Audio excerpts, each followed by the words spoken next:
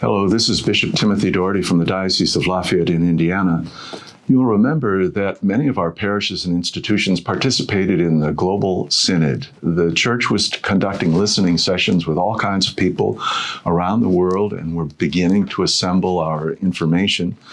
Our diocesan report now appears online, and part of this effort, in 28% of the responses from over 800 entries, was that people desired more moral teaching from the church.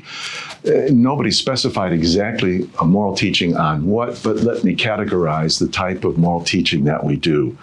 And there's no single approach. And when we say moral, we're talking about how to apply the positive values and good things that we believe to our behavior.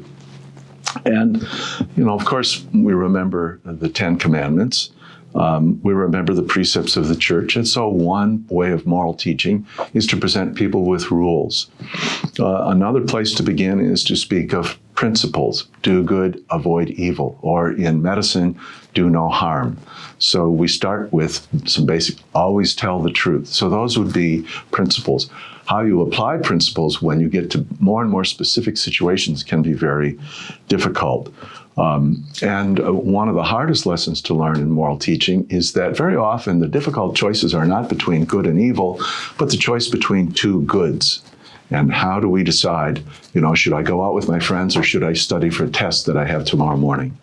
Another type of moral teaching concentrates on the virtues. And we have the cardinal virtues, for example, prudence, justice, fortitude, and temperance, that we use in tandem. And our moral teaching would be not just what are those virtues, but how do you use each of them in particular cases?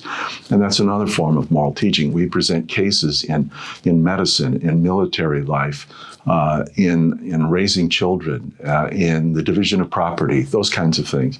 And another way to teach morality, which goes back certainly to the Council of Trent, is to figure out how do we behave in relationship to our sacraments.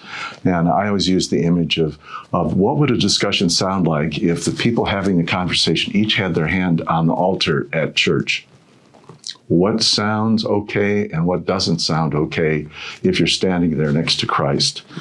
Our resources for our moral teaching always are in the Catechism of the Catholic Church, or a book that I've been holding up recently, the United States Catechism for Adults. So those all have a part, usually section 3, to talk about our moral teaching, what the Catechism calls Christian living. So I commend our resources to you. God bless you.